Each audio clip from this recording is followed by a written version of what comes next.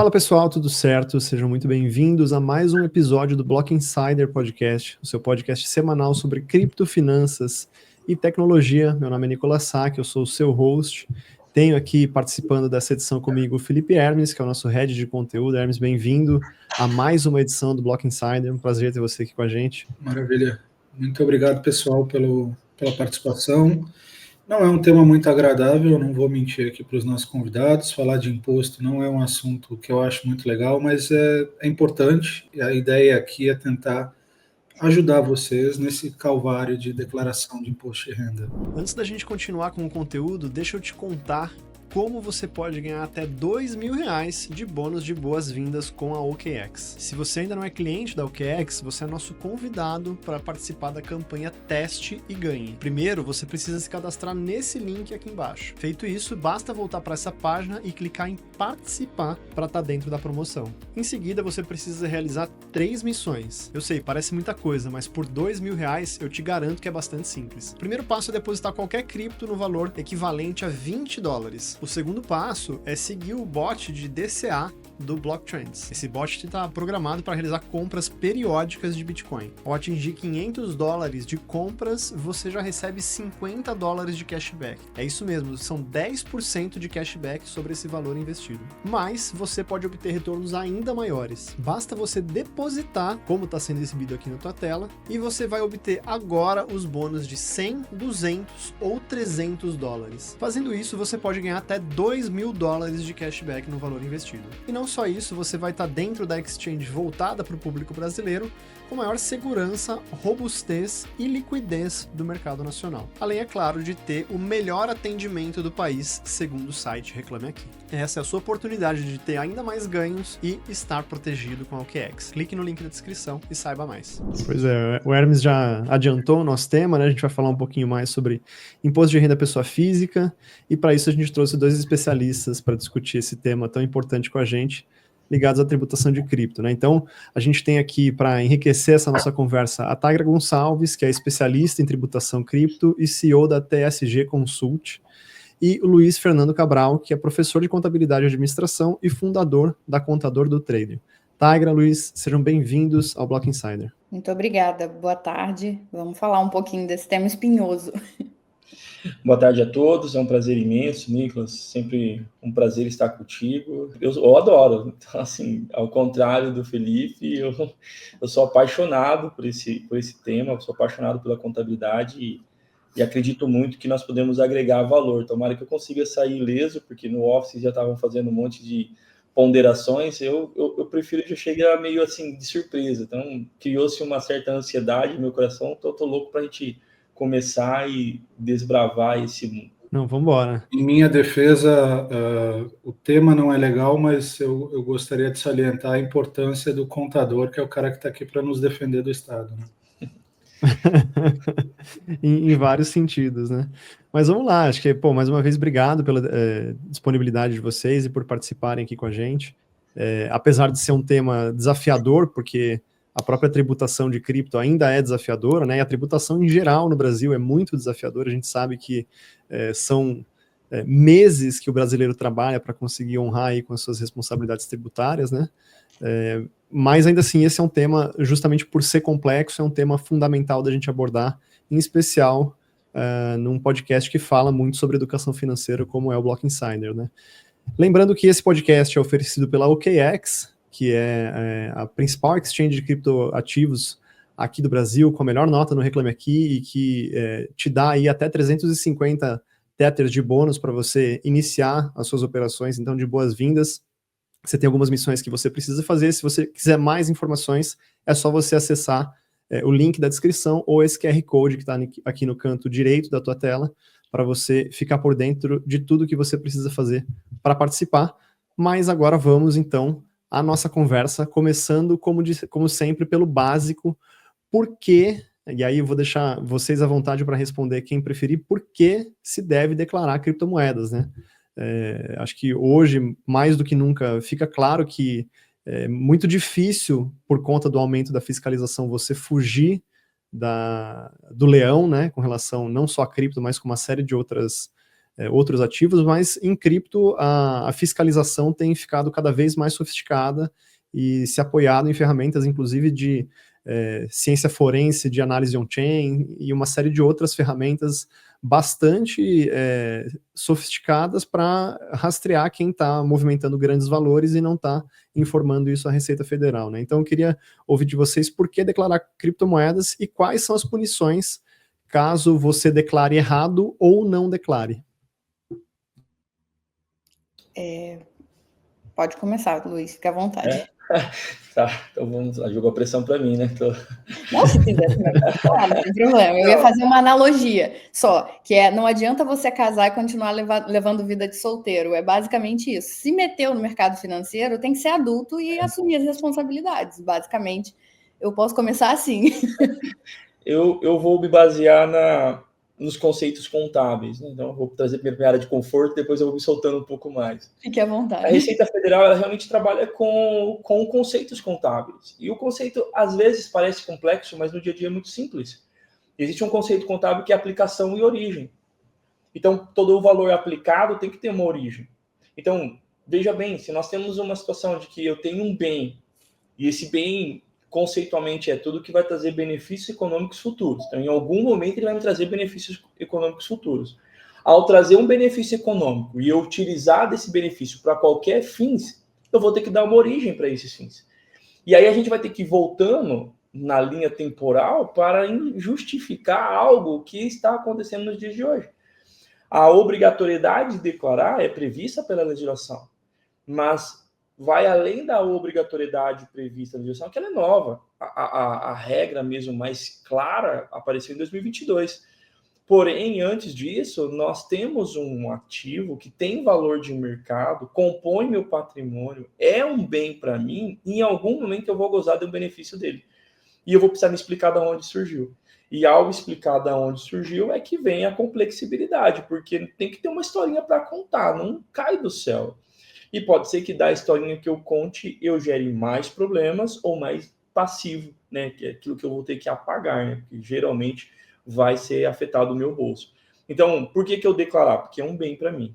E qualquer bem tem que compor meu patrimônio. E a declaração do imposto de renda nada mais é do que eu apresentar o conjunto de bens e direitos que eu tenho.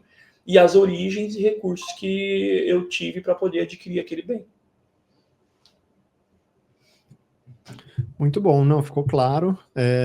Eu gostei da explicação mais técnica e também gostei da... Eu vou tentar simplificar depois, é só para começar.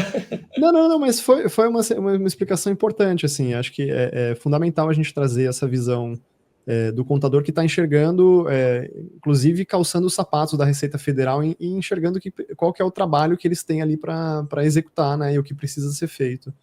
E também gostei da explicação da Tigra falando que é igual casamento, né? Assim, é fundamental quando você pensa em investimentos, apesar de cripto ter surgido com esse viés mais libertário e de você ser livre do Estado, livre de instituições, livre dos bancos e tudo mais, naturalmente o mercado ele vai evoluindo para uma vertente diferente, né? Você tem uma institucionalização, apesar dos valores se manterem, você também tem as regras do jogo muito bem aplicadas, você ainda vive em sociedade, né? Nem tudo é descentralizado nesse mundo, você está sujeito às normas e regulações do país em que você reside, tem domicílio fiscal, você tem leis que regem a atuação das corretoras de cripto e custodiantes no Brasil, que são respeitadas e as suas movimentações são informadas à Receita Federal, então não dá para viver na utopia de achar que dá para ser 100% libertário e que você vai ficar ileso disso, sendo que existem formas de fiscalizar essa movimentação. Na verdade, até dá, só que a pessoa tem que ser adulta o suficiente também para entender que custa, que leva tempo e que exige um planejamento. Se ela quer ter uma liberdade maior, ela pode atingir essa liberdade, mas isso custa, né, um valor, demanda uma especialização muito grande, ou seja, demanda profissionais, demanda um planejamento, demanda uma série de questões, e aí ela vai poder dizer, olha, não quero pagar imposto ou quero pagar assim ou assado. Faça um planejamento e atinja a liberdade que você deseja. Agora, eu sou um investidor pequeno, ou eu estou sujeito às regras tributárias do país e não quero segui-las só pelo meu bel prazer, aí eu realmente acho que é um tanto quanto utópico. E aí eu acho que a receita é um pouco mais agravada do que casamento. Porque casamento você tem duas opções, regime parcial de bens e regime total de bens. Da receita sempre vai ser total de bens. Não tem jeito. Ela vai fazer a parte dela. Ali com a receita. Era a minha próxima pergunta, já que essa questão de declarar é igual ao casamento, como é que a gente faz um divórcio? É isso que eu quero. Não tem opção de divorciar da receita. Aliás, tem, você vai ter que sair do país, né? Mas você vai ter que fazer a saída definitiva. Que é a assinatura do divórcio, né? É a assinatura, não tem como. Só que sempre parcial, sempre regime total de bens. Nós vamos ver tudo que você tem, vamos dividir ali. É isso aí. Mas esse é um ponto. Acho que essa pergunta inicial do Nicolas, ela traz muito bem, né? De quais consequências positivas e negativas. Toda vez que a gente vai falar de declaração, de conformidade, de lei, surge essa ideia de que o governo quer saber da minha vida. Isso é perigoso, eu não posso sair contando para o governo tudo que eu tenho, chegar para a Receita e falar, tenho isso aqui, fica de olho que se eu movimentar, você vai saber que eu movimentei porque eu tinha aqui. E o que eu vejo muito é que existe um conceito de que só declarar patrimônio já é uma forma do governo me vigiar, né? Ou seja, o governo vai saber o que eu tenho, ele vai ficar mais de olho em cima de mim. E não é bem assim, né? Não existe, provavelmente não vai existir imposto sobre patrimônio no Brasil. Existe sobre imóvel, no caso, mas não existe sobre volume que você declara de imposto, né? Não existe um imposto sobre grandes fortunas. E aí, a dúvida é quais os pontos positivos e quais os pontos negativos de declarar. O que eu ganho em ter um patrimônio declarado significativo, em estar em conformidade, se eu vou ganhar acesso a bancos e crédito e etc. E o que eu vou ser... Existe alguma consequência negativa disso, de eu declarar esse patrimônio? Tagra, posso de novo? Veja, nós temos um erro conceitual e o brasileiro às vezes criou uma crença de que achar que declarar é pagar, e são fatos diferentes. O pagamento do imposto sobre o patrimônio dele não é na declaração, é na composição dele. Toda vez que eu componho um patrimônio, eu estou pagando já o imposto. Bom, para pensar, se eu tenho uma empresa e essa empresa me dá um resultado onde eu consigo comprar minha casa, meu carro ou qualquer outra situação que eu tenho, esse imposto já foi pago lá na minha empresa. O que eu tive foi uma distribuição de lucro isento, onde eu compus renda e dessa renda eu adquiri patrimônio. Então, o pagamento do imposto ele já se dá na composição do patrimônio. Então, há uma grande diferença entre eu informar para a Receita Federal e pagar o imposto.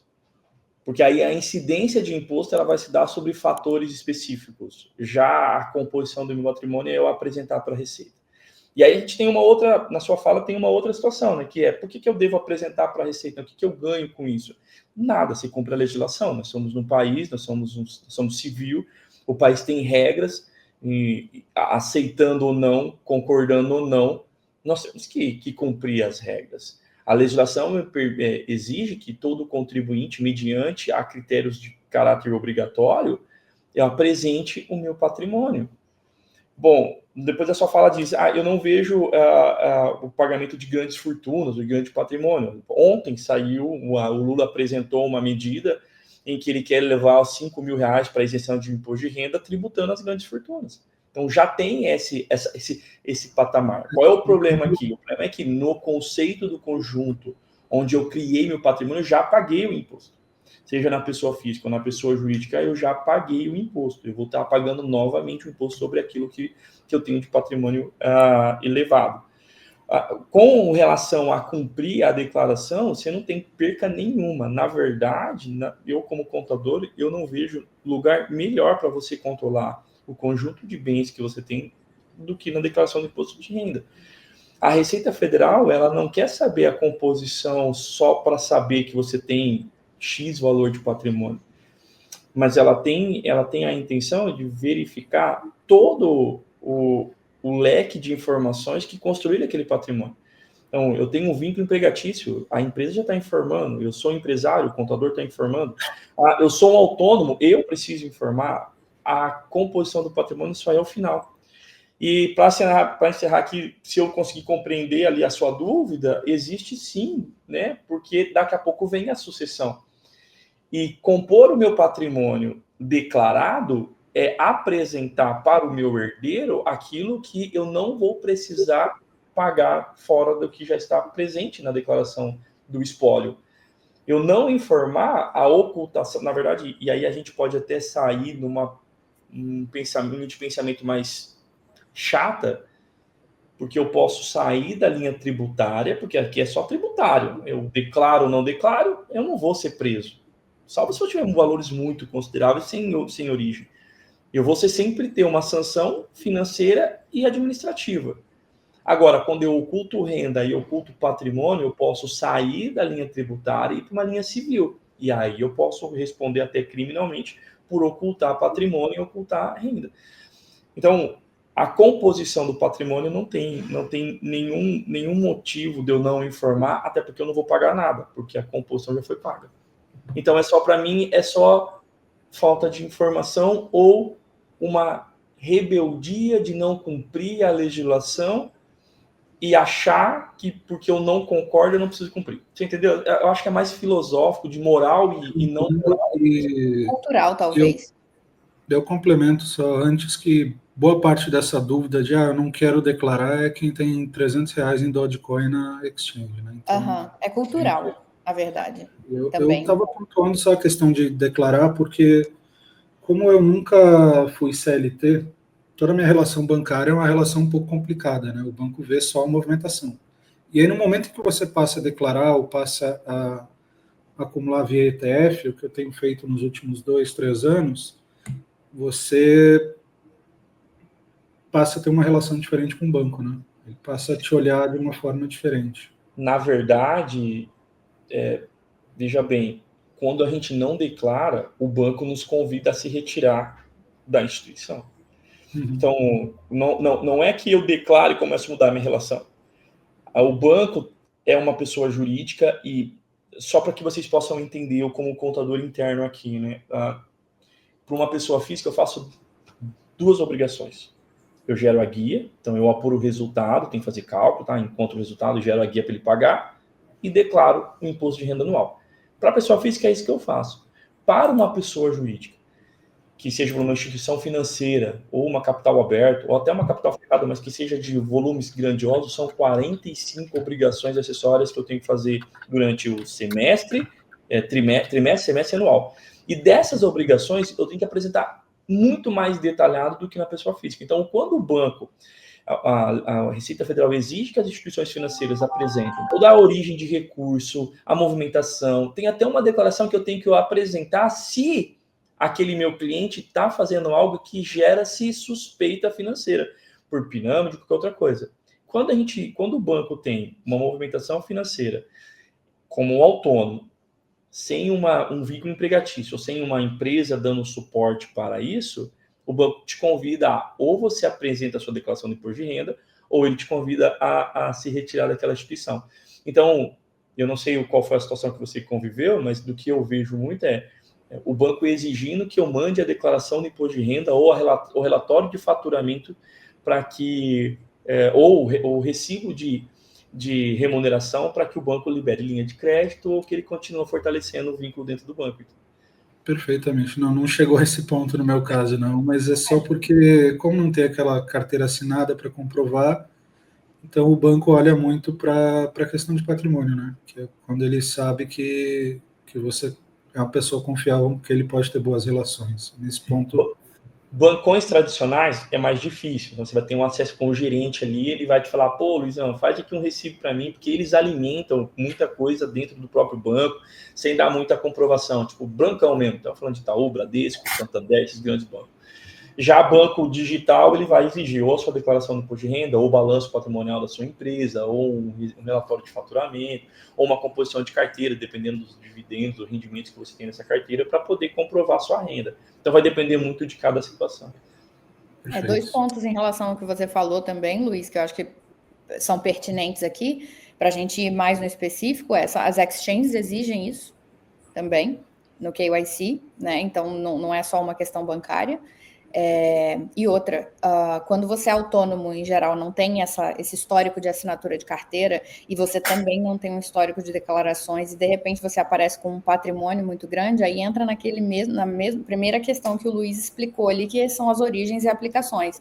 Então, se você não tem um histórico construído de renda que justifique o patrimônio que você está dizendo que existe, o banco, ele fica ressabiado o exchange em si, enfim, né? Eles são corresponsáveis de algum modo, então eles ficam ressabiados de dizer, não, fique aqui, fique tranquilo, e isso vir de uma fonte legal, porque não tem origem comprovada. Então, por mais que o autônomo não tenha ali direto descontado na fonte o imposto de renda, o INSS recolhido, o FGTS, por aí vai, o autônomo, e é uma questão cultural também do Brasil, precisa aprender a tomar a responsabilidade para si de fazer um controle que seja minimamente real possível, e uma vez ao ano que seja na declaração lançar ali no Carnê-Leão os rendimentos que ele teve, porque assim ele vai construindo um histórico que futuramente, caso ele precise de uma comprovação, uma confiança de um banco, ele pode fazer através desse histórico que ele mesmo construiu. É uma autorresponsabilidade, né? Só lembrando que não existe autônomo, né?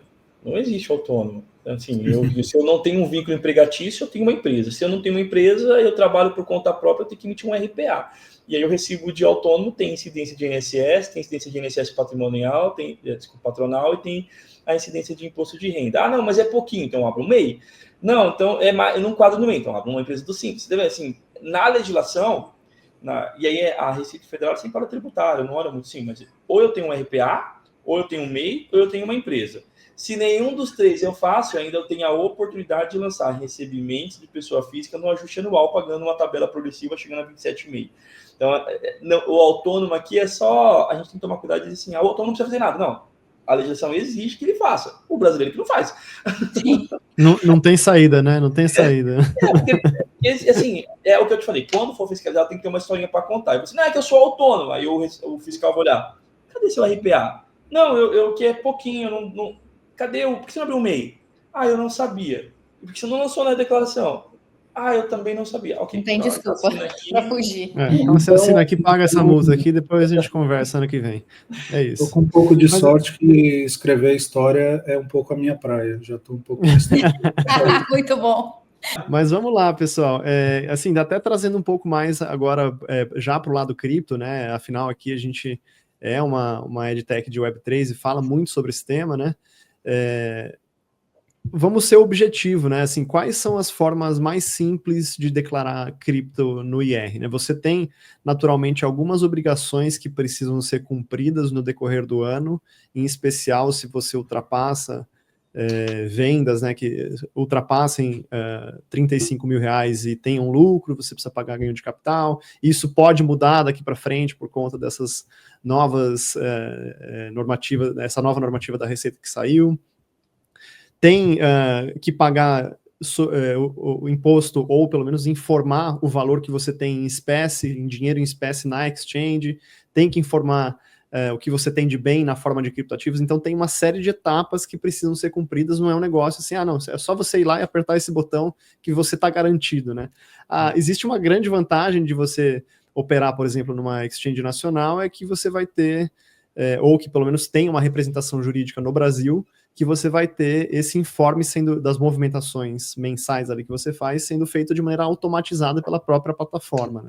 Mas queria ouvir um pouquinho mais de vocês sobre isso, e depois, até para complementar, eu sei que vai ficar uma resposta longa e a gente arrasta essa discussão, a gente viu várias mudanças acontecendo no decorrer desse ano, tanto para informações de operações no exterior, como com operações de criptoativos ali no preenchimento da declaração. Eu queria ouvir um pouquinho de vocês, quais são os pontos mais críticos que vocês veem dessas modificações. Posso começar? Por favor. Manda bala. Perfeito. Em primeiro lugar, a palavra simples e criptoativos não cabe na mesma frase. Infelizmente, assim, realmente a composição da parte tributária das apurações de criptoativos de modo geral, seja ela só em nacional e por aí vai, é bastante complexa e demanda dedicação e conhecimento do investidor. E eu nem diria tanto assim o contador, porque a gente ouve muito, né, o investidor chegar em consulta e dizer, mas eu tentei com o meu contador, ele disse que não sabe. Tá, e a autorresponsabilidade entra aí também do investidor aprender, então, a minimamente conseguir entregar alguma coisa desenhada ali para que o contador consiga se encontrar, e o contador também tem seu papel de buscar aprender desse mercado, porque tem milhões de pessoas investindo. Então, assim, eu queria só passar por mais ou menos, assim, a gente já falou incansavelmente, mas ali a gente tem alguns limites e hoje tem uma mudança estrutural na questão de limites, e eu acho importante, obviamente, a gente repassar isso aqui para daí a gente abrir um leque de discussão, que são os limites de R$5.000 de custo de aquisição para colocar em bens e direitos. Aí não é de negociação, não é de lucro, não é de movimentação, não é de nada. Em 31/12, você tinha mais de R$5.000 de custo de aquisição em algum criptoativo, ele tem que ir para bens e direitos na sua declaração. Só isso te obriga a declarar? Eu não tenho renda, eu tenho R$6.000 de Bitcoin, eu tenho que declarar? Não, mas eu tenho que declarar e eu tenho R$6.000 de Bitcoin? Coloca os R$6.000 de Bitcoin em bens e direitos. Segundo limite. Um ponto importante até sobre isso, Tigra, desculpa te cortar, é que essa regra de bens não é exclusiva de criptoativos, né? Qualquer bem que você tenha nessa questão de aquisição acima de R$5.000 precisa ser informado na declaração, né? Exatamente, o que entra na regra geral de ganho de capital, né? Exatamente, porque contas bancárias, por exemplo, o limite é diferente. Mas, enfim... Aí vem a questão do ganho de capital. Se eu opero em exchange nacional e eu vendo abaixo de R$35.000 no mês, o meu lucro é isento. Se eu vendi acima, no mês seguinte às vendas, eu preciso fazer lá o GCAP e recolher o imposto através do DARF 4600. O terceiro limite é o de movimentações em criptoativos fora de exchange nacional. Saiu de exchange nacional, estou operando em carteira, DeFi, exchange estrangeira, P2P, no exterior e por aí vai, você precisa saber se as suas movimentações em criptoativos, não é entrada em real e saída em real, tudo que movimentou em criptoativos, inclusive transferências entre exchanges e carteiras, exchanges e por aí vai. Então, todas as movimentações em criptoativos no mês, se ultrapassarem R$30.000, é necessário fazer a IN 1888, que é uma declaração informativa, onde você pega o extrato de tudo que você fez, de toda essa movimentação, e declara lá, até o último dia do mês seguinte, até o último dia útil do mês seguinte aos das operações também. E aí, por fim, a gente tem hoje a realidade, que é a zero isenção para as operações no exterior. E é onde começa, até o ano passado, estava bem tranquilo entender esse cenário. Operei na Binance, operei em DeFi, operei enfim, qualquer exchange que seja no exterior, eu não tenho isenção nenhuma, o que leva a gente para uma regra clara. Fica claro que se eu tive R$1 de lucro numa exchange no exterior, eu já estou obrigado a declarar, porque eu já tenho imposto a pagar sobre esse R$1 de lucro que eu tive. Então, uma pessoa que hoje ela não tem renda nenhuma, mas ela arrumou R$500, colocou na Binance e teve R$5 de lucro, ela vai ter que declarar, porque ela não tem isenção sobre esse lucro que ela teve. Porém, se ela tiver prejuízo, ela também pode declarar, porque aí ela vai usar esses prejuízos futuramente para compensar com lucros futuros. Então, a gente tem esse cenário hoje construído e que na coletiva de imprensa e no entendimento dessa IN 2255 que eles lançaram no dia seguinte da coletiva, ficou claro o quão difícil vai ser encaixar tudo isso na declaração da forma mais correta, como eles esperam, como é devido, como a gente já fazia antes no GCAP, por exemplo, para lançar as operações já era troncado, já era enjambrado, porque não é preparado para criptoativos. Hoje a gente tem esse cenário na declaração, que é, por exemplo, uma pessoa que opera em carteira, só que a carteira ela acompanha a custódia do residente fiscal. Então, a carteira, você vai declarar a sua carteira no Brasil. Como é que você vai declarar os rendimentos no exterior? Não abre a opção. Então, os investidores já estão tendo dificuldade de declarar dentro da realidade que aconteceu, porque os ativos que estão em carteira e foram negociados no ambiente de exterior, eles não conseguem lançar esses lucros e prejuízos para poder compensar ou então para pagar o imposto. Então, assim, a gente já vive uma realidade bem difícil esse ano, que vamos ver como é que vai se desenrolar, mas a gente vai dar um jeito. Essa regra mudou agora, esse ano. Mudou em 2023 e começou a vigorar em 2024. Entendi. Então, bom, é uma boa notícia para a galera que investe em meme coin, vai poder pegar o prejuízo e Os abater prejuízos todos. Sim. Mas falando... Só que aí é importante, os prejuízos vão ter que ser declarados individualmente. Isso é uma outra complexidade que aumentou infinitamente o trabalho para declarar. O Luiz está dando risada ali porque ele desenvolve justamente o Ele tá querendo sistema me para socar, resolver assim. esse problema, né, Luiz? Não, na verdade eu quero te parabenizar, porque assim, primeiro eu não vou perder a oportunidade de deixar aqui defender, né? Assim, eu tenho um amigo que é contador, né? Que realmente sofre por não entender. Cara, a grande maioria dos contadores realmente não sabe. Então, você foi perfeito em dizer. O X da questão é que na cabeça do contador tradicional ele olha resultado. Né? E eu entendo por quê. Porque a declaração do imposto de renda ela é feita para apresentar resultado. Então, a operacionalidade de tudo que você falou, ela vai aumentando a complexibilidade quando você para fazer. Então, bom, dentro do ambiente nacional, que a gente ainda gosta do GCAP e da isenção de R$35.000 sem poder compensar o prejuízo, só de preencher o GCAP não é fácil. Não. Você não tem que ter ali um monte de interfaces para você conseguir executar. Bom, quando sai disso e vai para o internacional, na declaração do imposto de renda, por que a Receita Federal fez? Ela disse o seguinte, ó, a partir de agora, esquece o GCAP, joga tudo no ajuste anual e paga o imposto lá. Pô, legal. Só que ela não contou para ninguém que lá eu só vou apresentar resultado e que sem o GCAP eu vou ter que fazer manualmente. Então, eu tenho que pegar todas as minhas operações, todo o meu controle de carteira, todas as minhas despesas, toda a minha... se eu utilizar o dólar, a cotação do dólar, eu vou ter que fazer o controle de BRL, eu vou ter que fazer o controle de USDT ou moedas intermediárias para apresentar separadamente, moeda por moeda, dentro da declaração de imposto de renda, resultado. O X da questão é que, para chegar nesse momento, eu tenho um ano inteiro de trabalho. E a galera que não se atentou a isso, vai chegar agora, vai deparar com a declaração de imposto de renda e não vai conseguir fazer, porque lá vai estar assim, grupo, código, se vai dizer se é internacional ou externacional e qual é o saldo que você tem a informar. E se eu não tenho mais o ativo, mas eu tenho o resultado do ativo? Aonde que eu lanço? Esse é o X da questão. Aí você tem, se o ativo já vinha compondo sua carteira, ainda é mais fácil. Você vai porque você só vai zerar. Mas se eu comprei e vendi no mesmo ano. Senão, você vai ter que dar uma marretada lá para encontrar. Aí, assim, o que eu faço? A gente hoje tem campo específico lá, onde eu consigo lançar. Uma outra coisa que você falou legal é que, assim, eu tenho a minha carteira, que a custódia está no Brasil. Mas para mim operacionalizar, eu tenho que sair fora do Brasil. Aí ela entra na lei de janeiro de 2024. Só que eu tenho um bem no Brasil e um resultado fora. Como é que eu faço? Só tenho um para dizer se é Brasil ou fora. Essa operacionalidade é que faz com que os contadores aqui quebrem a cabeça. Assim, hoje, a minha estrutura acaba conseguindo, porque eu criei uma tecnologia interna onde a gente consegue dar escala a isso. Mas ainda e eu falo com toda a tranquilidade, muitas das coisas, eu tenho que encontrar formas de se fazer. Eu tenho que encontrar, porque não tem. Mas é a nossa realidade de quem apura. Quem não é contador, o que eu digo? O período de imposto de renda, ele não é para fazer. E até foi perguntado, né? Mas quando que é isso? 2024. Porque nessa declaração do imposto de renda, 2025, o ano calendário é 2024. Então, eu compro o exercício agora em 25, referente a 2024. Então, tudo que aconteceu, não só em cripto, em toda a minha vida, é 2024.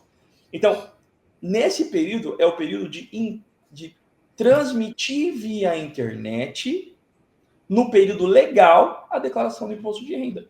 Então, quem não fez, tem que parar, solicitar todas as informações e fazer cálculo. Não tem. Mas, Luiz, eu só tenho carteira. No Excel, uma a uma. Porque lá na declaração do imposto você vai informar uma a uma. E ativo por ativo. Não tem como. E as que teve movimentação e que teve resultado, você ainda vai ter que encontrar o resultado fora para informar o resultado. É muito mais complexo. E qual é o problema?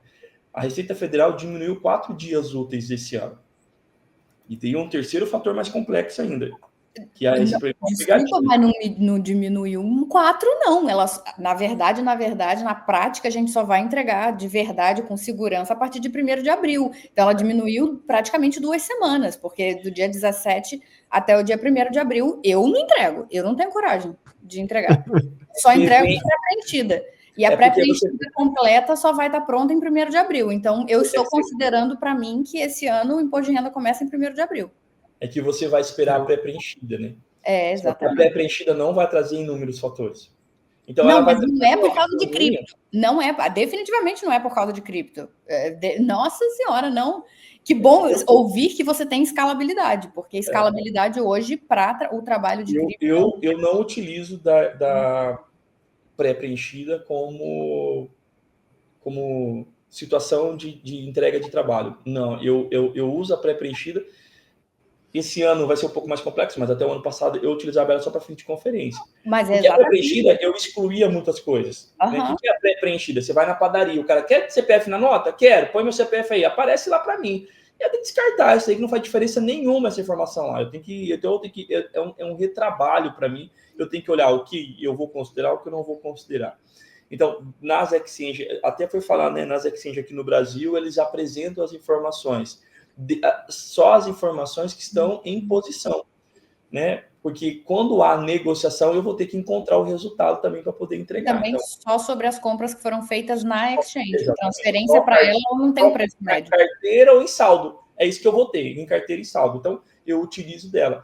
Mas quando eu falo de diminuição de dia útil, é porque o ano passado era do dia 15 de março a 31 de maio, e esse ano é de 17 de março 17 a 30 de maio. Então, ou seja, diminuímos aqui. Eu nem vou considerar a pré-preenchida, porque, na verdade, eu Luiz Fernando, tá? Eu utilizo ela como conferência final, né? Eu faço ela inteira, depois eu vejo se... A pré-preenchida é o seguinte: Nicolas, que conta é essa que você tem aqui nessa... Luiz, esqueci de te falar. Como é que você descobriu? É porque está na pré-preenchida. É só para isso. Quando as informações que o meu cliente manda para mim não condiz com o que apareceu lá. E tem sempre uma ou duas situações que eu falo, isso aqui é importante. Ô, Nicolas, você esqueceu de mandar aqui para mim, cara. Você operou lá na Binance, lá, você comprou lá tal coisa. Ih, esqueci mesmo, Luiz. Então, apareceu aqui para mim. Eu tenho que voltar para trás. Aí é um parto. Eu volto, tenho que recalcular, pegar a documentação que comprova essa movimentação, porque a declaração precisa de documentos que são comprobatórios, né, sobre a sua movimentação para eu terminar de preencher. Mas a declaração para mim é só para fins. Isso deve causar um probleminha para a galera que bota o CPF do Haddad na nota, né? Não façam isso, galera. Não façam. Por isso que tem um monte de coisa que eu excluo lá. Se você foi na padaria, gastei R$50, aparece lá. Até você descobrir que é uma padaria, e até descobrir o que é aqueles R$50, você perdeu 3 dias. Você fala, não, cara, pelo amor de Deus. Eu uso a pré-preenchida porque tem, por exemplo, a pessoa abre uma conta numa exchange no início do ano, transfere R$100 para lá, esquece da vida, compra qualquer coisinha lá e larga. Aí aparece na pré-preenchida que tem um saldo no CNPJ tal. Quando você vai ver, era uma exchange. Aí você fala que faltou essa informaçãozinha. É o que eu uso para fins de conferência, que é para bater que o que o meu cliente eu faço a apuração também, então eu já está dentro da minha base, né? Então eu consigo analisar muitas coisas. A gente tem um monte de mecanismo que a gente fica pegando. Mas aí, às vezes, eu bato o olho, cara, faltou alguma coisinha aqui, a gente acaba pegando, mas é para fins de conferência. Né? Esse ano, a Receita promete que a justificativa da demora de liberar a preenchida é que ela vai trazer todas as contas internacionais. Fora do mercado de cripto, todas as contas internacionais, de offshore, empresas de offshore, contas remuneradas no estrangeiro, vão vir já na pré-preenchida. Então, essa é a justificativa que eles estão dando. Mas, para mim, esperar um parto. E a galera da Receita soltou essa bomba e saiu de greve, né? Já está desde Já está 100 dias, que maravilha. Todo mundo virou judiciário, equiparação da Receita com o judiciário já. Mas, tentando aqui captar um pouco essa ideia, operar em exchange nacional é mais tranquilo. Dá para se dizer assim. Cara, depende do que o investidor faz. Porque se ele faz... assim... Eu acho que depende do... Assim, dentro ou fora, para mim, eu acho que eu prefiro... Acho que fora você tem mais oportunidades. Nós vamos falar então de oportunidades de mercado. né, mais rentabilidade, mais liquidez. Eu acho que fora você consegue mais. E aí vai de perfil, sabe? O cara que quer fazer, porque dentro do nacional eu vou ter que fazer o GCAP todos os meses. No exchange fora do Brasil, eu vou ter que fazer também todos os meses, só que eu não preencho o GCAP, não faço nada e espero a declaração no próximo ano. Mas as duas eu tenho um trabalho mensal, porque se eu esperar chegar lá no ajuste para olhar e voltar janeiro, fevereiro e verificar quando eu tive resultado, eu estou ferrado. Então, eu tenho que levar eito de qualquer forma. A única diferença é que dentro do Brasil eu vou gerar o GCAP todos os meses igual da isenção de R$35.000. E agora tem a diferença da isenção tributária, que você tem que pagar imposto sobre qualquer operação que você faz de compra e venda, né? Se você obtém lucro. Acho que essa é Só que você também tem o da compensação de prejuízo, que aqui no Brasil você não tem. Por isso que a gente normalmente categoriza assim, ó, quem tem o perfil de hold, normalmente faz mais sentido comprar nas nacionais. Agora, quem tem perfil de trader, que reconhece prejuízo, faz todo sentido operar na estrangeira. Entendeu? Mas aí a gente tem a opção de ter uma corretora estrangeira com registro no Brasil, é o caso da OKEx. Mas aí você vai ter que informar o CNPJ do Brasil, aqui a movimentação no Brasil é do Brasil e a movimentação fora é fora. São duas ela vai ser considerada uma exchange internacional com liquidez internacional, mas tem representatividade no Brasil. Isso, é boa, legal. Aí é interessante. Interessante. Isso. E se educação é um tema importante para você nesse ambiente cripto, saiba que a gente consegue te dar acesso a mais de 50 cursos, comunidades exclusivas, carteiras recomendadas, análises diárias de preços e muito mais na nossa plataforma educacional blocktrends.app. A gente vai deixar aqui na tela o QR Code para você ler com a câmera do seu celular e também aqui na descrição desse vídeo você vai encontrar o link para que você possa se cadastrar e fazer parte da maior comunidade de pessoas interessadas em evoluir no mercado cripto aqui do Brasil. Agora, de volta ao conteúdo. Bom, mas agora voltando, assim, trazendo um pouco mais de contexto, né? A gente tem visto que a cada ano a gente tem uma surpresa nova com declaração de IR em cripto. Não, acho que não só em cripto, mas como esse é o mercado que a gente cobre aqui e fala mais a fundo, é um processo em constante evolução, né? Eu achei que o ano passado estava um pouco mais claro, esse ano eu senti que ficou um pouco mais complexo por conta dessas mudanças, né? Voltando um pouco no tempo, como que foi a inclusão de criptoativos na declaração do IR no Brasil? Quais foram as normas que passaram a regular e reger a necessidade de informar essa movimentação na declaração anual de ajuste de imposto de renda? Quer que eu responda? Posso começar eu agora? Fique à vontade. Tem situações que foram diretas e indiretas, né? Então assim, quando a gente começou, eu caía muito na malha fina, porque a gente estava olhando só o final, né? Então, assim, aonde a Receita começou a pegar... sabe quando você transferia, né? Então, como que você transferia? Você fazia ou era um Pix, ou era o cartão de crédito, ou era um depósito bancário. Então, toda vez que tinha um depósito acima de R$5.000 para uma exchange, caía na malha fina. Então, a gente começou a perceber ali que já começou a ter uma fiscalização. Aí depois vem a instrução normativa 1888, que é a que mais se aproximou, trazendo algumas regras um pouco mais claras. Dentro do escritório, eu trabalhei muito com tentativa e erro, né? Então, assim, a gente foi notificado muito, a gente tomou muito pau, né? Malhas finas mesmo, porque a Receita Federal ia mostrando indiretamente aonde ela estava conduzindo. E aí a gente começou a chegar. Mas foi em 2019 onde a gente começou a ver uma regulamentação mais clara.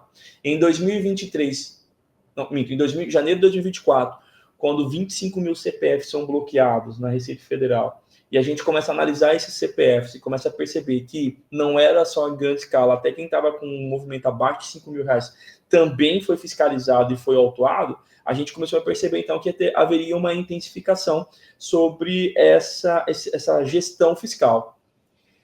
Eu confesso que o ano passado você disse que estava mais claro, mas por que dá-se essa impressão? É que, como mudou em janeiro de 2024, na declaração era referente a 2023, então na declaração a gente não tinha que fazer muita coisa.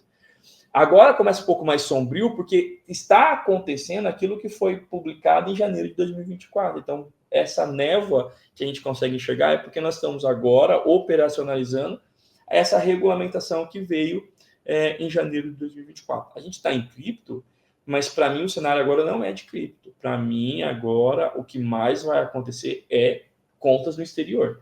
Acho que o governo está muito interessado nas contas do exterior. Isso porque em novembro de 2023 a gente precisou apresentar quem tinha patrimônio em offshore, quem tinha patrimônio no exterior que não estava declarado, nós tivemos que declarar, tanto que tinha um benefício de você pagar 10% dos resultados que você tinha lá em vez de 15%, porque ele te deu essa opção de você antecipar a informação.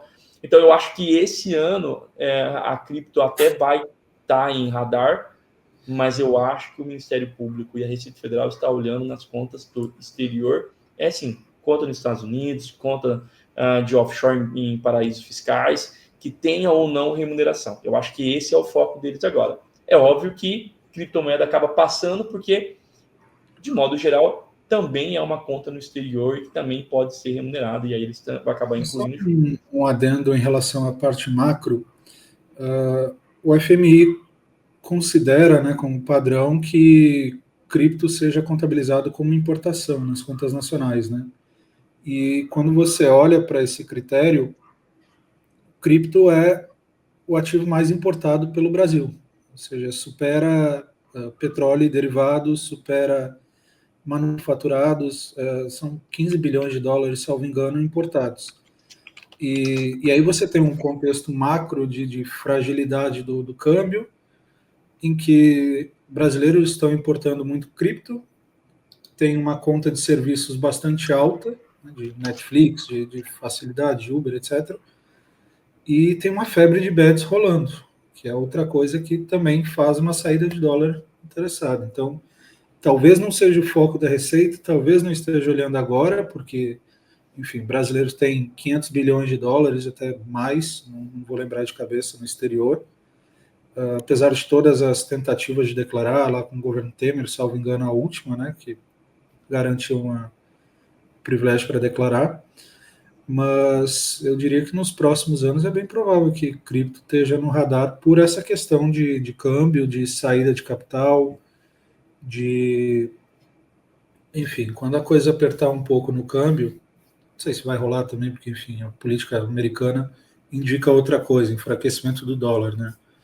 Mas para mim, eu acho que cripto ela não está agora, é só um sentimento, assim, um pensamento meu, né? É porque ela está preparando o CARF e está preparando a Decrypto. Porque são duas situações que vão vir para substituir a Instituição Normativa 1888 e são um acordo que está tendo entre 48 países para poder dar ali acordos financeiros e econômicos para ter transição de informações. Então, como ainda não saiu, eu acredito que eles ainda estão aguardando esse cenário.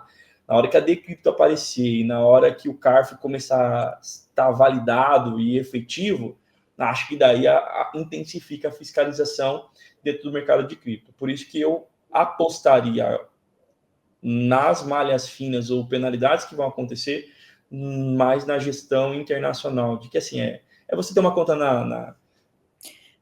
fora mesmo, Evany, Nomad, Wise, tá com uma casa no exterior, mudou para Portugal e não deu a declaração, estou brincando. Então eu acho que um amigo do o risco. Um amigo do Nicolas fez isso, cara. Um amigo do Nicolas que foi para lá. Completamente louco. A galera. Mas a expectativa é que a minuta da Decrypto saia agora até o final de março, né? Ouve-se esse burburinho por aí. Era novembro, daí foi para fevereiro, agora vai para março. Empurrando com a barriga. Mas eu acho que faz sentido esse seu pensamento no sentido de que ainda é muito, muito difícil reunir as pontas de cripto. E aí, com uma necessidade das exchanges, mesmo estrangeiras, reportando aqui, e a Decrypto pedindo mais informação, aí eles vão conseguir ligar essas pontas mais fáceis. Então, talvez esse ano realmente seja uma força-tarefa para evidenciar mais bens que hoje estão há muito tempo ocultos, e daqui a um tempo com uma folga maior, né, com mais conexões, mais cruzamentos, eles consigam pegar a cripto mais fácil. Mas isso não quer dizer que a galera não tenha que declarar agora, porque senão daqui a 2, 3 anos, quando isso estiver em voga, ainda dá tempo da Receita meter a mão lá atrás 5 anos e puxar essa linha. Eu penso assim, para ajudar o pessoal,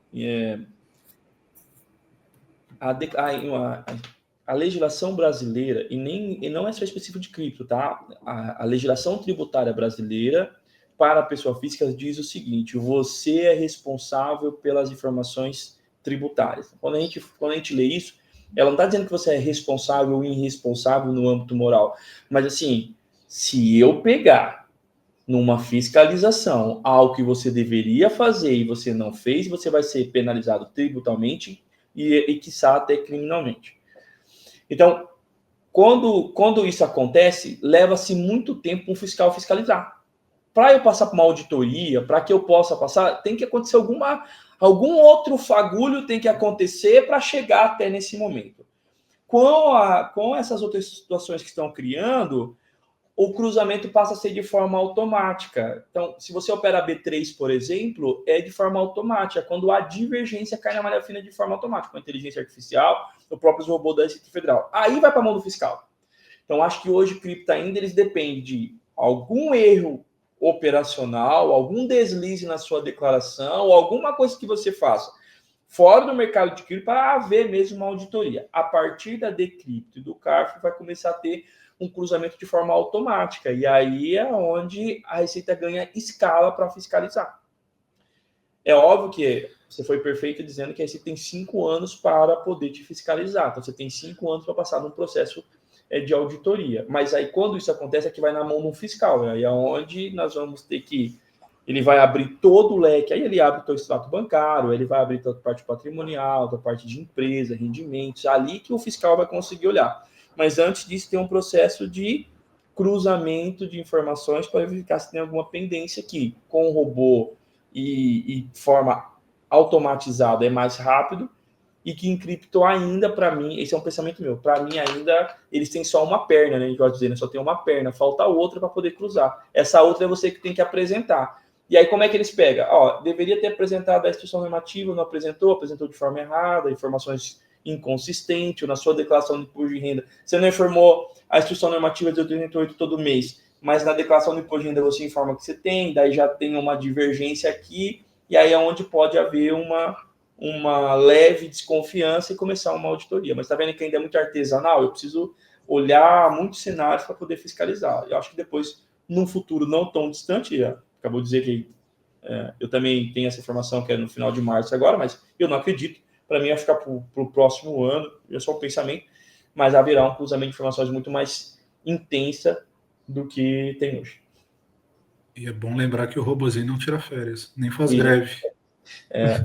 Nossa, aqui, o nosso robozinho, eu que sou um Zé Ninguém, o meu robozinho está entregando declaração de madrugada, você entra lá, os robozinhos estão lá, estão lançando, estão criando, estão fazendo tudo automático. Imagina a Receita Federal. Se eu que não sou um nada, eu consigo fazer que os meus robôs operam automaticamente o preenchimento da declaração, imagina eles fiscalizando. Olá, se você chegou até aqui, saiba que provavelmente você está dentro dos 1% dos brasileiros que entendem conceitos básicos sobre criptomoedas. Sim, há pelo menos 4 milhões de brasileiros que negociam cripto atualmente. Mas diferente de você, a maior parte deles não dedica tempo ou estudo para aprender mais sobre fundamentos, análises e outros conceitos essenciais como aplicações ligadas a criptoativos. Por isso mesmo, queremos te convidar a fazer parte de uma exchange que se preocupa verdadeiramente em te fornecer as ferramentas para colocar em prática tudo aquilo que você aprende sobre cripto. A OKX é uma exchange que transaciona 31 bilhões de reais diariamente em termos de volume global, o que é superior ao volume da B3, a Bolsa Brasileira. Tudo isso com segurança e principalmente um excelente atendimento ao cliente. A OKX é a exchange que figura em primeiro lugar no ranking em termos de atendimento ao cliente em sites de suporte ao consumidor como o Reclame Aqui. Uma ferramenta que você não pode se dar conta da importância até realmente precisar dela. Com uma experiência do usuário simples e opções avançadas de trading, a exchange é a pedida certa para você que busca liquidez e segurança para realizar suas operações. Clique no link abaixo e abra sua conta para conferir. Pois bem, agora, levando em consideração, todos esses pontos que vocês trouxeram da complexidade de se declarar cripto no Brasil e comparando com outras regiões do mundo, vocês veem sinergias ou vocês veem cada um indo para um lado diferente, cada país seguindo uma diretriz diferente e favorecendo mais quem investe em cripto, favorecendo menos? O que vocês têm visto por aí? Eu? Quem se sentir mais à vontade? Fique à vontade. Assim, é difícil a gente mensurar o mundo inteiro, né? Eu não sei, assim, eu vou olhar onde eu, Luiz Fernando, estou olhando e eu estou apostando, né? Então, eu estou apostando muito no mercado norte-americano, o Nicolas sabe, a gente já tem um braço dentro dos Estados Unidos, estou intensificando isso esse ano e espero que no próximo ano eu tenha cada vez mais forte, porque para mim, e aí não é só questão, o ato regulatório dentro de um mercado, ele também dá a segurança para investir. Porque muita gente, às vezes, não investe em cripto porque tem medo. Né? Ainda tem medo porque não tem uma regulamentação, ainda tem medo porque não sabe como declarar, não sabe como pagar o imposto, ou ainda acha que é pirâmide. Então, essa falta de informação, muitas das vezes, também passa por uma não regulamentação. Então, um país que começa a regulamentar acaba dando mais segurança para que profissionais como nós podemos estar falando sobre isso de forma segura, para poder apresentar programas e serviços para facilitar. Então, eu acho, para mim, que os Estados Unidos vai fazer com que o mundo de cripto se torne ainda muito maior. Eu acho que o Donald Trump ele é favorável. Ele trouxe um cara que foi um dos ministros dele, é o cara que criou a regulamentação de criptoativo dentro dos Estados Unidos. Hoje lá é muito mais regulamentado do que aqui. Então, eu olho a parte americana com muito desejo que isso aconteça, na verdade. Que a minha tecnologia eu preciso colocar lá para faturar em dólar. Então, assim, mas eu olho muito o mercado norte-americano, para mim, eu acho que ele vai explodir daqui a pouquinho. É só o Trump parar com essas emendas que ele está fazendo lá, acertar a casa que o Biden acabou complicando a vida dele. Daqui a pouco, 1 ou 2 anos, ele bota a casa em dia e eu acho que ele vai intensificar para esse mercado. A minha experiência é mais para o lado de lá. Eu tive um cliente que tentou fazer um planejamento patrimonial para dar saída definitiva do país por conta da carga tributária abusiva, complexidade e tudo mais, e no final das contas chegou à conclusão de que Portugal não seria nada favorável. Então está indo meio que na mesma linha, porque se aqui a gente resumiu por exemplo, as operações no exterior fixamos em 15% definitivo, e lá é mais alto, mas, por outro lado, aqui tem um nível de complexidade para você chegar nesse resultado de forma coerente, entregar uma IN que seja coerente, que não tenha erros e não vai te gerar uma multa no futuro e tudo mais, que uma coisa acaba se contrabalanceando com a outra, e que 15% de imposto é muito aqui devido à falta de retorno, mas, por outro lado, 32%, 26%, enfim, em Portugal também não é nada amigável, fora outras questões tributárias. Então, eu acho que para Portugal, pelo menos, não soa nada mais favorável do que aqui. É tão difícil quanto, né? Só que em outros aspectos. Sim. Tá anotando aí, Nicolas? Anotado já. Há muito tempo. Manda esse podcast pro seu amigo. Manda pro seu amigo. Eu ia falar que eu não sou muito de comprar Bitcoin, não. Minha mãe compra bastante, todo mês. Ela mora lá em Portugal. Tem que avisar ela dessas coisas. Tem que avisar ela. Faça isso. Mas vamos num outro ponto aqui, já que a gente está falando de exterior. De forma geral, né? A gente vê que a procura por dolarizar o patrimônio, a procura por estar menos exposto ao Brasil tem crescido. O que, a meu ver, faz total sentido, né? O Brasil é 1,6%, 2% da economia mundial. Não faz sentido você ter 100% do seu patrimônio em um país que é 2% da economia, né? E qual conselho vocês dariam de forma mais prática e segura de dolarizar o patrimônio, assim? Seja através de cripto, principalmente, mas de forma geral também. Eu acho que, primeiro, educação. Nós não estamos definindo aqui um nível específico de investidor, né? A gente não está falando se é um investidor que já está bem exposto em bolsa, por exemplo, brasileira, e está querendo se expor, contrabalancear um pouco desse patrimônio, ou se é uma pessoa que está começando a investir agora. Então, querendo ou não, um novo mercado implica em necessidade de novos conhecimentos, inclusive sobre a questão tributária relativa a esses novos investimentos. Então, eu diria que Eu acho muito legal quando a pessoa tem a consciência seguinte, eu vou pisar naquela água, eu quero saber o que tem ali no fundo primeiro. Então, antes de eu ir pisar naquela água, eu vou aqui pagar uma consulta com um especialista só para ouvir dele, ainda que eu não me aprofunde nisso e que um dia eu saiba que eu vou ter que pagar para alguém resolver esse problema para mim, mas qual é o tamanho do problema que eu vou criar no momento em que eu pisar naquela água ali? Então, eu acho que poderia começar por aí.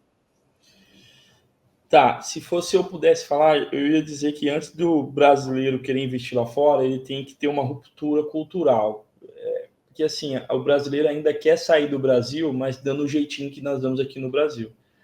Eu vou trazer o seguinte, se eu chego como contador no Brasil, as pessoas me olham e falam assim, cara, lá vem esse cara, contador, é um mal necessário no Brasil. Já nos Estados Unidos, o contador ele é muito mais respeitado. E aí eu entendo por quê. Porque aqui no Brasil, a contabilidade ela trabalha com o passado. Ou seja, vocês fazem primeiro todas as coisas, depois procura o contador para ver o que dá para ser feito. Lá a gente procura o contador primeiro para daí criar um plano. Então, a contabilidade é a linguagem dos negócios. Não tem como você querer tomar qualquer decisão sem ter um profissional do teu lado. E eu não estou vendendo nada, eu estou dizendo que no Brasil é comum, por exemplo, eu estou vivendo isso agora, né? O que tem mais agora, Luiz, olha, minha mãe comprou vários bitcoins, eu tenho um amigo que comprou vários bitcoins, eu não declarei nada, eu não tenho renda, eu não tenho o quê, como é que eu faço? Aí o contador tem que parar e falar assim, caramba, cara, como é que eu vou achar para resolver esse passado dele?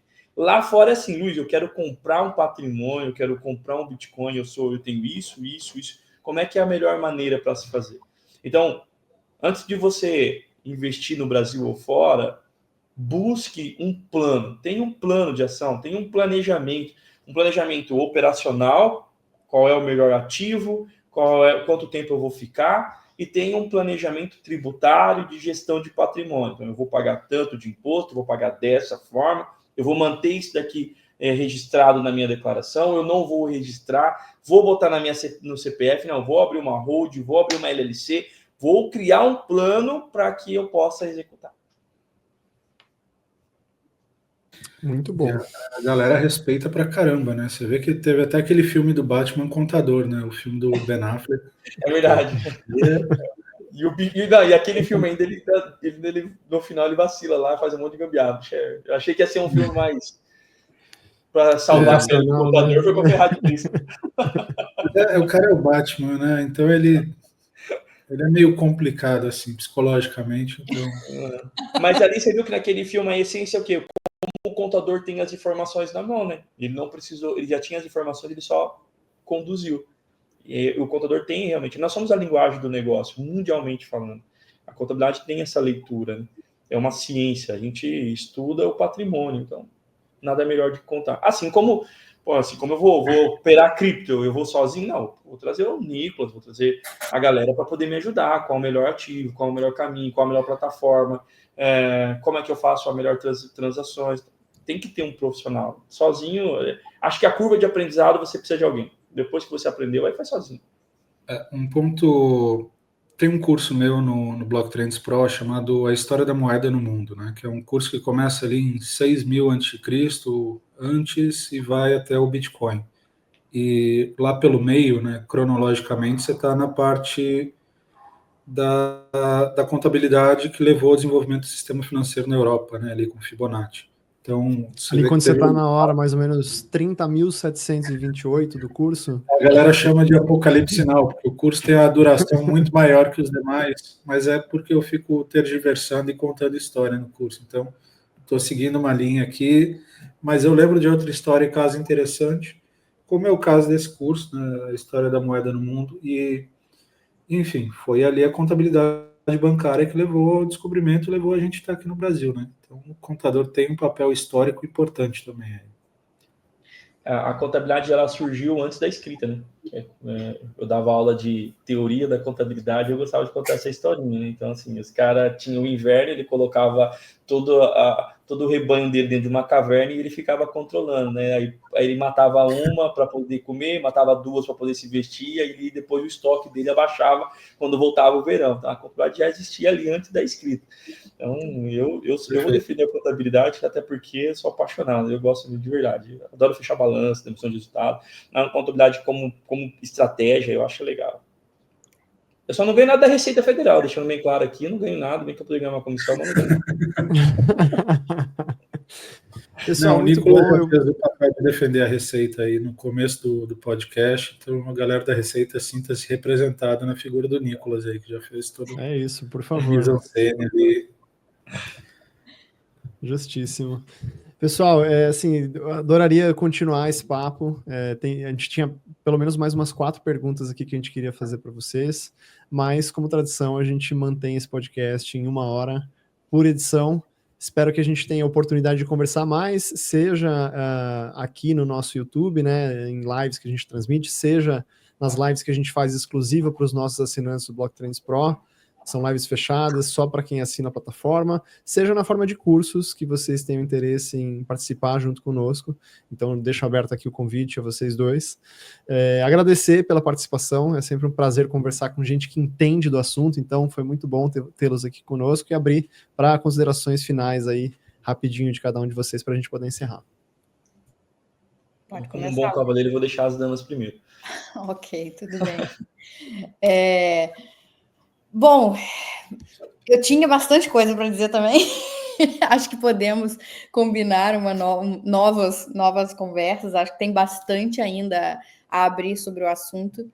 É sempre um prazer falar sobre isso. Eu fico um pouco nervosa antes, mas quando chega, é um assunto que eu estou em contato o dia inteiro, todos os dias, então é muito fácil falar disso. Eu tenho buscado também outros vieses, outros mercados para poder me especializar. Daqui para o fim do ano eu também pretendo me especializar em tax return nos Estados Unidos. É um desejo morar nos Estados Unidos, inclusive, mas bom, muito obrigada pela oportunidade, é um prazer sempre estar aqui e fico no aguardo de uma nova oportunidade. Show de bola. Tem um amigo do Luiz que está indo para lá, depois fala com ele. Então, tá um processo aí. Um amigo Esse cara aí está bem adiantado.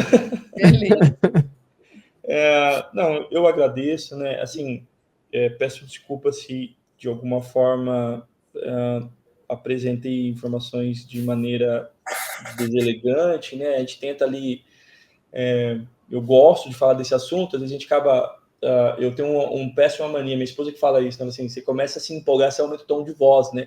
E aí parece que você é arrogante, então, em nenhum momento quis aqui ser arrogante, eu sou apaixonado por isso, tenho muitas dores aqui dentro do dia a dia, né, de operacionalizar essas dúvidas de vocês, e sempre é um prazer estar com você, Nicolas, foi um prazer conhecer vocês, então me coloco à disposição sempre que precisar, e se você precisar de uma dica para poder ir para os Estados Unidos, eu tenho uns advogados bons aí, tem uns processos bons aí, que tem um amigo meu que está fazendo aí, que coisa você pode me chamar, a gente ajuda. Eu sei que eu tenho uma promessa, o Nicolas vai me convidar para comer o bolinho de Belém, como que é que você falou? Pastel de Belém. Pastel de nata, na verdade. E aí ele vai lá visitar aqui comigo, então será um prazer ter você junto comigo lá. Tem só fazer uma consideração final, mas tem uma palestra do Scott Galloway, que é um professor da NIU, da Universidade de Nova York, gosto muito, é um cara fala muito de tech, fala muito de... Enfim, e ele comenta um negócio que eu acho muito legal, que é nenhuma criança sonha em ser um advogado tributarista, né? Ser um advogado e tal. No entanto, quando você se torna e se torna extremamente bem-sucedido, é incrivelmente como você se apaixona pelo que você faz, né? E isso é muito legal da gente acompanhar uma série de profissionais que se sentem realizados e têm paixão pelo que fazem exatamente por serem bem-sucedidos nisso, né? Então, eu sempre gosto de acompanhar isso da galera que fala com empolgação do tema, e me lembro desse discurso do Scott, que eu acho muito bacana também. É um pensamento pessoal meu, né? Então, eu era metalúrgico, eu fiz supletivo para terminar o 2º grau, e quando eu comecei a namorar, eu olhei para minha esposa e falei, puta, acho que ela não vai querer eu como metalúrgico. fui para a faculdade. No primeiro dia de faculdade de contabilidade, falei, cara, nem entendo muito isso daqui, mas é a oportunidade que Deus está me dando, então eu vou pegar e vou agarrar com todas as minhas forças e eu fui muito bem sucedido, né? Então, além de todo o grupo de empresa que eu tenho, porque além do contador do trader, a gente tem outras situações aqui dentro. Fui professor universitário, fui coordenador de curso de ciências contábeis, dei aula de mestrado, dei aula de pós, tenho agora uma empresa fora do Brasil, inglês muito ruim, então, assim, acho que Deus foi muito bom comigo, então, eu estou muito feliz. Eu sou apaixonado pela oportunidade que eu tive de transformar minha vida, então eu não abro mão disso. Cadê a estátua da sua esposa? Ela merece mesmo. Pelo menos uma fotinha. Quando nem eu acreditava. Eu vou só no último off-topic, mas para a gente encerrar de fato, eu fiz algumas cadeiras de contabilidade e tive excelentes professores na faculdade de contabilidade, cursei economia, né, mas de contabilidade governamental, e foram aulas bastante prazerosas ali. Eu acho que o pessoal que se destaca na posição tem essa empolgação para falar do tema. Sabe que eu conheci o mercado financeiro dando aula de análise das demonstrações financeiras para o curso de economia, onde 2 professores de economia veio assistir minha aula, era na Unopar. A Unopar foi pioneira aqui no norte do Paraná de fazer aula online. Eu estava dentro do estúdio e a galera começou uma movimentação, eu pedi um intervalo e falei, galera, isso é pressão? O que está acontecendo? Estou falando merda, o que está acontecendo? Os caras, não, me ensina a fazer essa análise de EBIT daí, cara, que é esse... Mas para que vocês querem saber? Não, porque a gente investe na bolsa e eu preciso saber. Então, beleza, eu te ensino a análise das demonstrações, você me ensina a investir na bolsa. Foi ali que eu comecei o mercado financeiro e as coisas só aconteceram na minha vida. Só para contextualizar.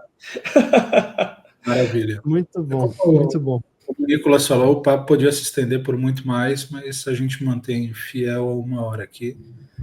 E da minha parte também é um prazer trocar uma ideia com vocês. Muito obrigado. Então, a gente vai ficando por aqui. Em nome de um amigo sempre.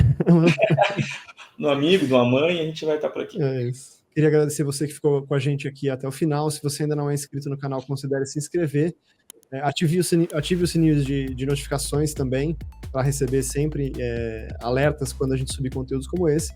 Se você gostou desse papo que começou mais formal e virou mais informal, já deixa o like aqui no vídeo também e compartilha esse vídeo com quem você acha que precisa saber mais sobre tributação de cripto e sobre essa discussão mais filosófica de imposto sobre cripto no geral. A gente vai ficando por aqui e se fala de novo na semana que vem. Um abraço, tchau. Tchau, tchau.